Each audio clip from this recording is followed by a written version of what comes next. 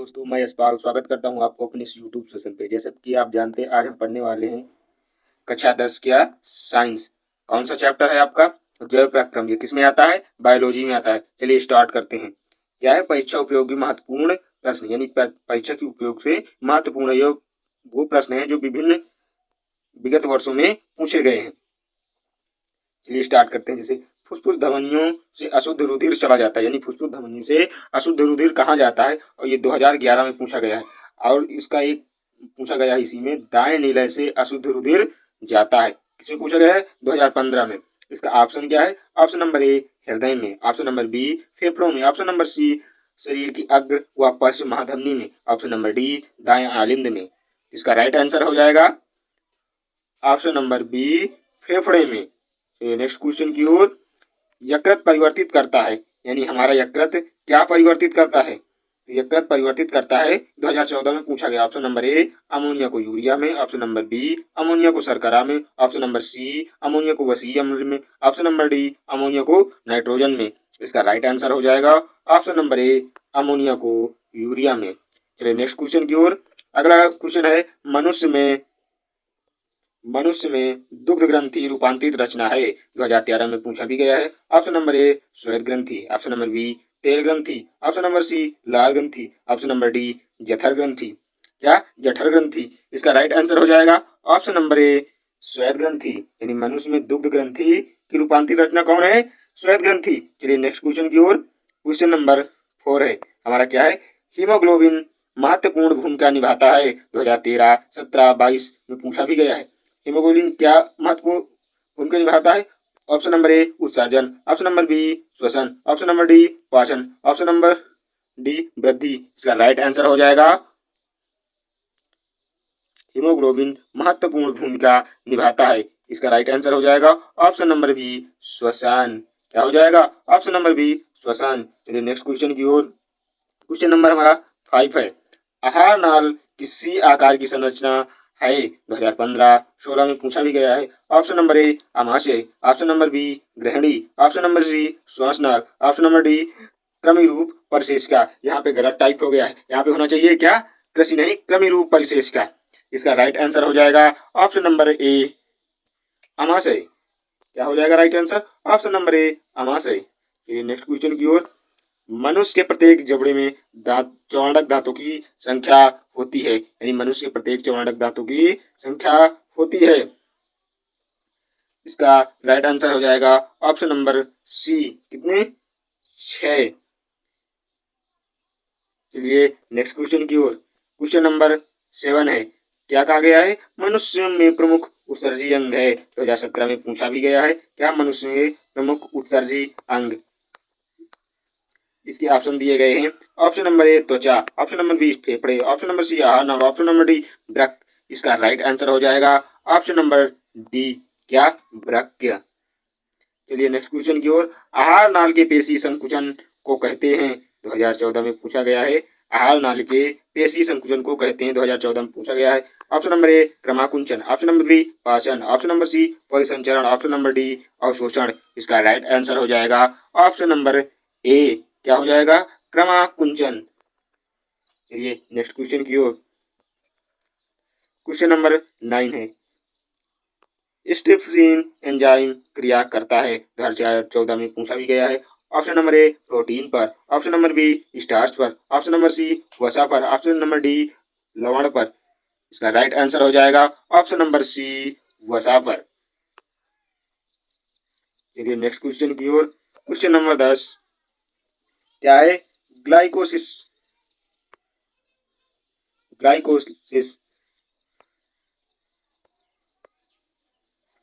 Glycolysis के अंत में कितने एटीपी का लाभ होता है? 2014 में पूछा गया है। Option number A 2, option number B 0, option number C 4, option number D 8। इसका राइट आंसर हो जाएगा ऑप्शन नंबर ए 2। चलिए नेक्स्ट क्वेश्चन की ओर। शुद्ध रुधिर को शरीर के विभिन्न भागों में ले जाती है। क्या? शुद्ध रुधिर को शरीर के विभिन्न भागों में ले जाती है। कौन ले जाती है? शिराएं ले जाती हैं कि महाशिरा ले जाती है कि ऑप्शन नंबर डी महाधमनी ले जाती है कि ऑप्शन नंबर सी दायां निलय ले जाता है। इसका राइट आंसर हो जाएगा ऑप्शन नंबर डी। महाधमनी। चलिए नेक्स्ट क्वेश्चन की ओर। क्वेश्चन नंबर 12 है, विटामिन सी का सबसे अच्छा स्रोत है। ऑप्शन नंबर ए अंडा, ऑप्शन नंबर बी मछली, ऑप्शन नंबर सी गेहूं, ऑप्शन नंबर डी संतरा। इसका राइट आंसर हो जाएगा ऑप्शन नंबर डी। क्या? ऑप्शन नंबर डी संतरा। क्योंकि हमें विटामिन सी किसमें मिलता है? खट्टे फलों में मिलता है। खट्टे फलों में विटामिन सी मिलता है। और विटामिन सी की कमी से कौन सा रोग होता है? विटामिन सी की कमी से स्कर्वी रोग होता है। और मछली से हमें क्या मिलता है? Vitamin D. चलिए नेक्स्ट क्वेश्चन की ओर। क्वेश्चन नंबर 13, ग्लाइकोलाइसिस की प्रक्रिया संपन्न होती है। 2015 में पूछा भी गया है। ऑप्शन नंबर ए कोशिका द्रव्य में, ऑप्शन नंबर बी राइबोसोम में, ऑप्शन नंबर डी माइटोकॉन्ड्रिया में, ऑप्शन नंबर डी अंतःद्रव्यी जालिका में। अंतःद्रव्यी जालिका में। इसका राइट आंसर हो जाएगा ऑप्शन नंबर ए कोशिका द्रव्य में, यानी ग्लाइकोलाइसिस की प्रक्रिया संपन्न होती है कोशिका द्रव्य में। चलिए नेक्स्ट क्वेश्चन की ओर। पौधे में पत्तियों में बने हुए खाद्य पदार्थों का स्थानांतरण होता है। 2012 में पूछा भी गया है। क्या? जाइलम द्वारा, फ्लोएम द्वारा, कैम्बियम द्वारा या सभी के द्वारा। यानी पौधों की पत्तियों में बने खाद्य पदार्थों का स्थानांतरण कहाँ होता है? इसका राइट आंसर हो जाएगा ऑप्शन नंबर बी फ्लोएम द्वारा। चलिए नेक्स्ट क्वेश्चन की ओर। क्वेश्चन नंबर 15 है हमारा, मनुष्य के मुख में लार ग्रंथियों की संख्या होती है। 2012, 14 और 13 में पूछा भी गया है। मनुष्य के मुख में लार ग्रंथियां कितनी होती हैं? 3 जोड़ी होती हैं, 4 जोड़ी होती हैं कि 2 जोड़ी होती है, 1 जोड़ी होती है। इसका राइट आंसर हो जाएगा ऑप्शन नंबर सी 3 जोड़ियां होती हैं। कितनी जोड़ी होती हैं? 3 जोड़ी होती हैं। चलिए नेक्स्ट क्वेश्चन की ओर। Question number 16। क्या? क्वेश्चन नंबर 16 क्रमिक रूप परिशिष्ट का भाग है। 2013, 15, 17 में पूछा भी गया। क्षुद्रांत का, ऑप्शन नंबर बी बृहदांत का, ऑप्शन नंबर सी सीकम का, ऑप्शन नंबर डी कोलन का। इसका राइट आंसर हो जाएगा ऑप्शन नंबर सी। चलिए नेक्स्ट क्वेश्चन की ओर। निम्नलिखित में से कौन सा त्वचा का कार्य नहीं है? मतलब निम्नलिखित में से कौन सा त्वचा का कार्य नहीं है? ऑप्शन नंबर ए संवेदना, ऑप्शन नंबर बी सुरक्षा, ऑप्शन नंबर सी लैंगिक लक्षण, ऑप्शन नंबर डी उत्सर्जन। इसका राइट आंसर हो जाएगा, इसका राइट आंसर क्या हो जाएगा? ऑप्शन नंबर सी लैंगिक लक्षण। यानी त्वचा का क्या कार्य नहीं है? मतलब लैंगिक लक्षण नहीं उसमें। त्वचा से हमें संवेदनाएं भी मिलती हैं, सुरक्षा भी मिलती है और ये उत्सर्जन में मदद भी करते हैं। जैसे हमारे त्वचा से पसीने के आना, ये सब क्या है? उत्सर्जन करते हैं त्वचा से। चलिए नेक्स्ट क्वेश्चन की ओर। त्वचा हमारे तापमान को बनाए रखने में भी सहायता करता है। चलिए नेक्स्ट क्वेश्चन की ओर। क्वेश्चन नंबर क्या है? 18, मनुष्य में कृंतक व छेदक दांतों की संख्या क्या होती है? Option number A 8, option number B 4, option number C 6, option number D 12 यानी 12। इसका राइट आंसर हो जाएगा ऑप्शन नंबर बी 4। और रत्नक दांतों की संख्या कितनी होती है? रत्नक दांतों की एक जबड़े में कितनी होती हैं? 4 होती हैं। एक जबड़े में कितनी होती है? 4 होती हैं। नेक्स्ट क्वेश्चन की ओर। Question number 19। क्वेश्चन नंबर 19 हमारा क्या कहता है? ग्रास नाल को घंटी द्वार, यानी ग्रास नाल को घंटी द्वार पर लटकी हुई पट्टी के समान कार्टिलेजी रचना कहलाती है। 2013, 14 में पूछा भी गया है। Option number A epipharynx, option number B epiglottis, option number B alveoli, option number D सिल्वावरण। इसका राइट आंसर हो जाएगा ऑप्शन नंबर बी। क्या हो जाएगा? Option number B epiglottis. चलिए नेक्स्ट क्वेश्चन की ओर। चलिए नेक्स्ट क्वेश्चन की ओर। क्वेश्चन नंबर हमारा क्या है? 20 यानी 20। पल्मोनरी सीरा खुलता है। 2011 में पूछा भी गया है। पल्मोनरी सीरा रुधिर लाती है। 2012-15 में पूछा गया है। फेफड़ों में शुद्ध रुधिर आता है। किसमें पूछा गया है? फेफड़ों में शुद्ध रुधिर आता है। 2013 और 17 में पूछा गया है। ऑप्शन नंबर ए दाहिने आलिंद में, ऑप्शन नंबर बी बाएं आलिंद में, ऑप्शन नंबर सी बाएं निलय में, ऑप्शन नंबर डी दाहिने निलय में। इसका राइट आंसर हो जाएगा ऑप्शन नंबर बी। क्या? ऑप्शन नंबर बी बाएं आलिंद में। किसमें? बाएं आलिंद में। चलिए नेक्स्ट क्वेश्चन की ओर। क्वेश्चन नंबर 21 हमारा क्या? क्वेश्चन नंबर 21 जल में घुलनशील होता है। 2019 बीजे बीजे 21 HZ में पूछा गया है। क्या? Option number A vitamin A, option number B vitamin D, option number C vitamin K, option number D vitamin C. इसका राइट आंसर हो जाएगा option number D vitamin C. क्या हो जाएगा? Vitamin C. चलिए नेक्स्ट क्वेश्चन की ओर। Question number 22 है, मानव वृक्क का कार्य होता है 2020 और 23 में पूछा भी गया है। श्वसन का, प्रोटीन संश्लेषण का, हार्मोन्स का या उत्सर्जन का। इसका राइट आंसर हो जाएगा ऑप्शन नंबर डी उत्सर्जन का। यानी हमारे वृक्क किसके उपयोग में आते हैं? यानी उत्सर्जन के लिए। चलिए नेक्स्ट क्वेश्चन की ओर। मनुष्य के हृदय में कोष्ठों की संख्या होती है 2020 में पूछा भी गया है। Option number A 1, option number B 2, option number C 3, option number D 4। इसका राइट आंसर हो जाएगा ऑप्शन नंबर डी यानी 4। मनुष्य व पक्षियों में क्या होते हैं? हृदय के कोष्ठों की संख्या 4 होते हैं, जबकि जो उभयचर होते हैं जैसे मेढक है इत्यादि जो होते हैं उभयचर, उनके क्या होते हैं? सरीसृप वर्ग के जीव, उनमें होते हैं 3 चैम्बर। घड़ियाल में 4 चैम्बर, मगर में 3 चैम्बर होते हैं। चलिए नेक्स्ट क्वेश्चन की ओर। क्वेश्चन नंबर हमारा क्या है? 24। पादप में जाइलम का कार्य होता है जल का वहन, भोजन का वहन, ऑक्सीजन का वहन या अमीनो अम्ल का वहन। इसका राइट आंसर हो जाएगा ऑप्शन नंबर ए जल का वहन। क्या हो जाएगा? जल का वहन। चलिए नेक्स्ट क्वेश्चन की ओर। क्वेश्चन नंबर 25 है, बोमोन संपुट किसका भाग है? 2021 में पूछा भी गया। ऑप्शन नंबर ए उदर का, ऑप्शन नंबर बी यकृत का, ऑप्शन नंबर सी अग्नाशय का, ऑप्शन नंबर डी वृक्क का। इसका राइट आंसर हो जाएगा ऑप्शन नंबर डी। क्या? ऑप्शन नंबर डी वृक्क का।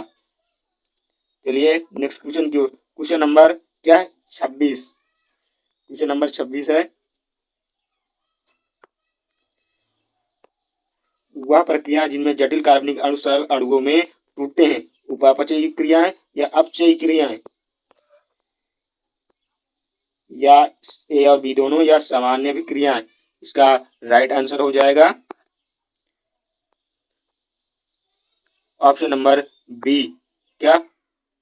अपचयी अभिक्रियाएं। क्या हो जाएगा? अपचयी अभिक्रियाएं। चलिए नेक्स्ट क्वेश्चन की ओर। क्वेश्चन नंबर हमारा 27 है। क्या है? 27। चर्मदाह या पैलाग्रा रोग निम्नलिखित में किस विटामिन की कमी से होता है? चर्मदाह या पैलाग्रा रोग किस विटामिन की कमी से होता है? Option number A vitamin A B1, option number B vitamin B2, option number D vitamin B12, option number D vitamin B3। इसका राइट आंसर हो जाएगा ऑप्शन नंबर सी। क्या हो जाएगा? Option number C. यानी हमारे बाढ़ के लिए कौन सी विटामिन उत्तरदायी है? Option number vitamin B12। यानी विटामिन B12 हमारे शरीर को ग्रोथ को बढ़ाने में यानी हाइट को बढ़ाने में विटामिन B12 सहायक है। चलिए नेक्स्ट क्वेश्चन की ओर। Question number 28।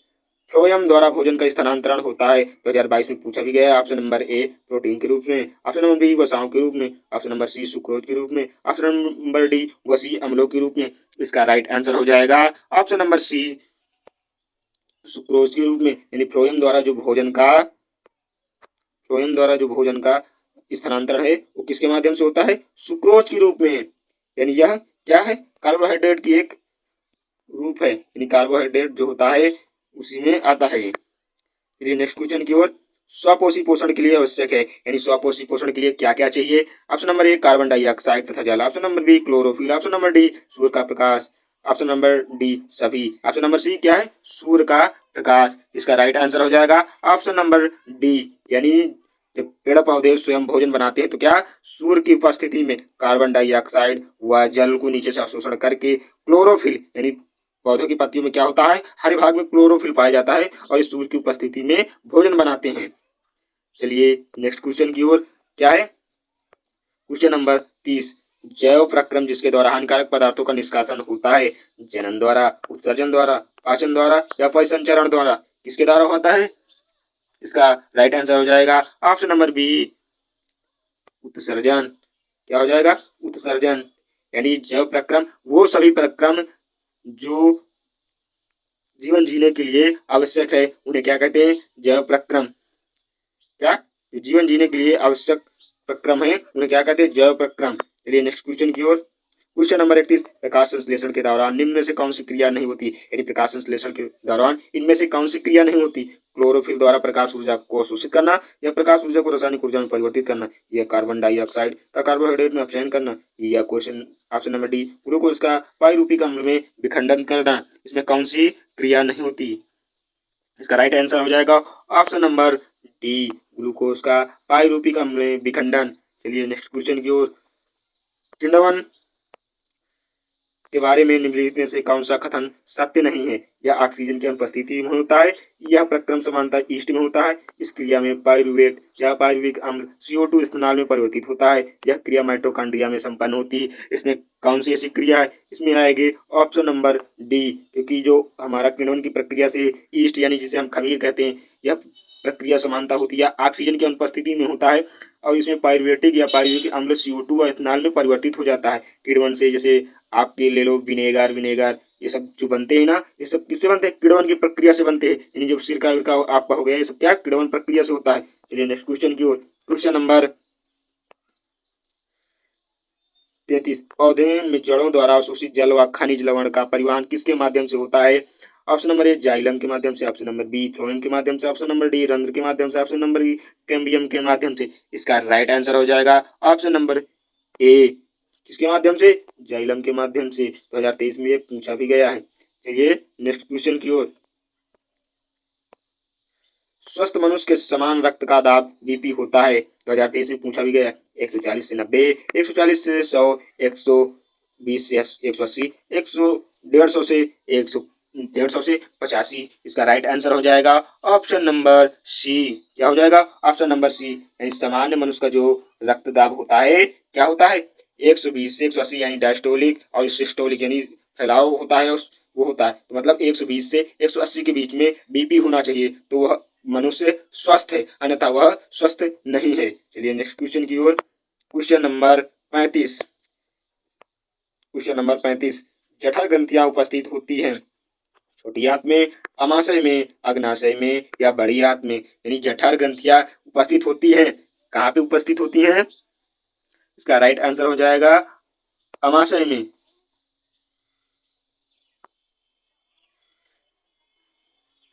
जठर ग्रंथियां उपस्थित होती हैं छोटी आंत में, अमाशय में, अग्नाशय में, या बड़ी आंत में। इसका राइट आंसर हो जाएगा अमाशय में।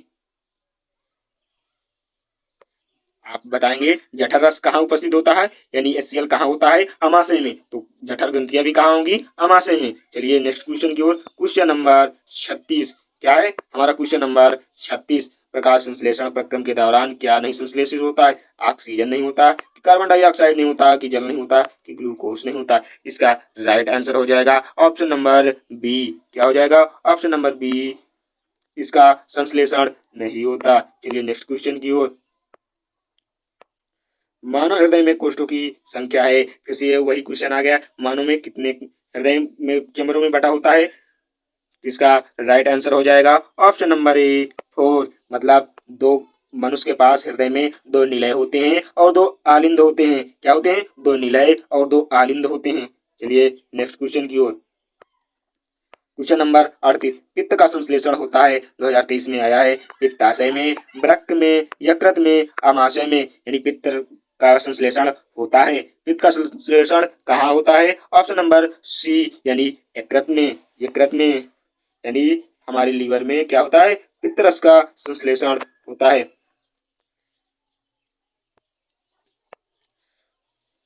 कूपिका वायु कोशिका में पाई जाती है। कहाँ, यकृत में, कि फेफड़ों में, कि आमाशय में, कि जीभ में। यानी वायु कोशिका कहाँ पाई जाती है, ऑप्शन नंबर बी, फेफड़ों में। जहां भी वायु की बात आए हमारे शरीर में तो क्या आएगा, फेफड़े, यानी फेफड़ों के द्वारा ही हम श्वसन क्रिया करते हैं, फिर उसको प्रयोग में लिया जाता है, उस ऑक्सीजन को फिर बाद के प्रयोग में लिया जाता है। चलिए नेक्स्ट क्वेश्चन की ओर। क्वेश्चन नंबर 40, निम्नलिखित में से कौन सा जोड़ा प्रकाश संश्लेषण की अपक्रिया में प्रयोग किया जाता है। कार्बन डाइऑक्साइड एवं ऑक्सीजन, जल एवं ऑक्सीजन, जल एवं कार्बन डाइऑक्साइड, कार्बन डाइऑक्साइड एवं नाइट्रोजन। इसका राइट आंसर हो जाएगा ऑप्शन नंबर सी। क्या, जल एवं कार्बन डाइऑक्साइड। यानी पेड़ पौधे क्या लेते हैं, कार्बन डाइऑक्साइड, क्या छोड़ते हैं, ऑक्सीजन। चलिए नेक्स्ट क्वेश्चन की ओर। रक्तदाब मापा जाता है?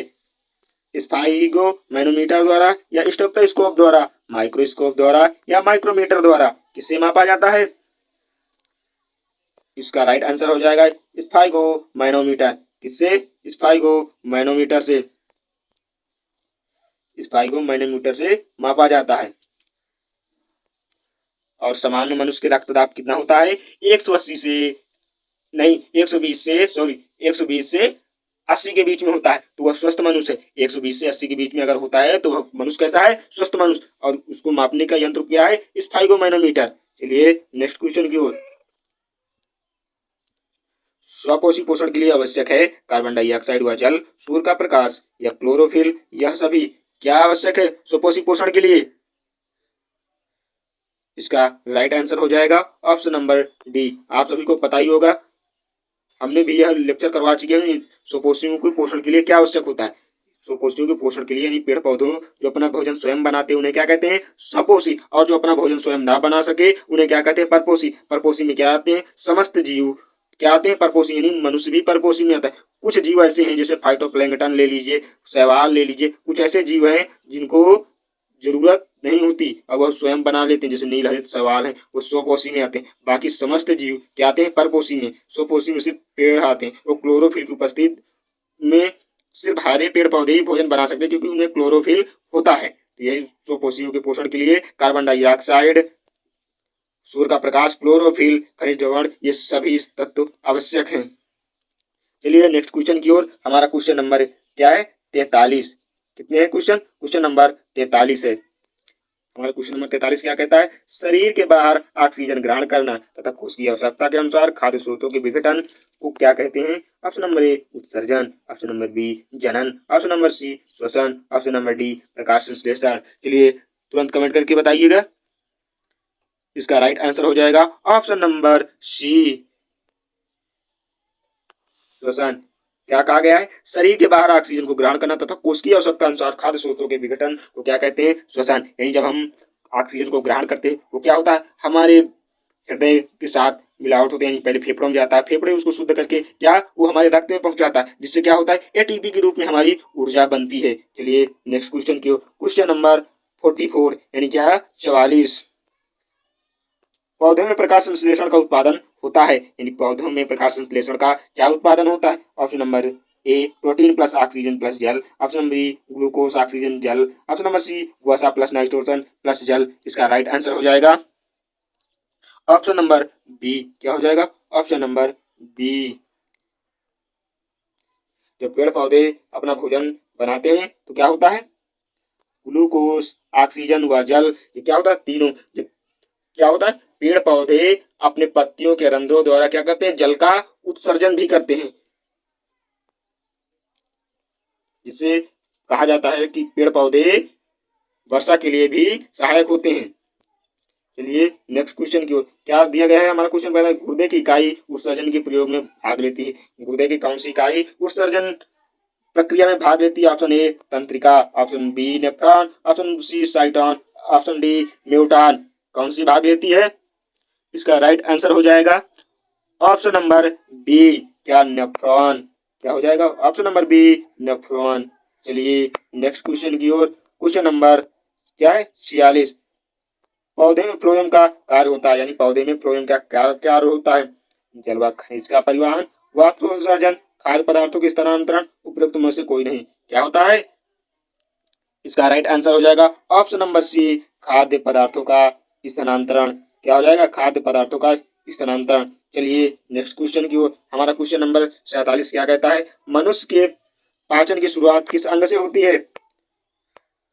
मनुष्य में पाचन की शुरुआत किस अंग से होती है? ऑप्शन नंबर ए मुख से, ऑप्शन नंबर बी यकृत से, ऑप्शन नंबर सी छोटी आंत से, ऑप्शन नंबर डी पित्ताशय से। इसका राइट आंसर हो जाएगा ऑप्शन नंबर ए मुख से। हम आपको पढ़ा भी चुके हैं, मुख में क्या पाए जाते हैं?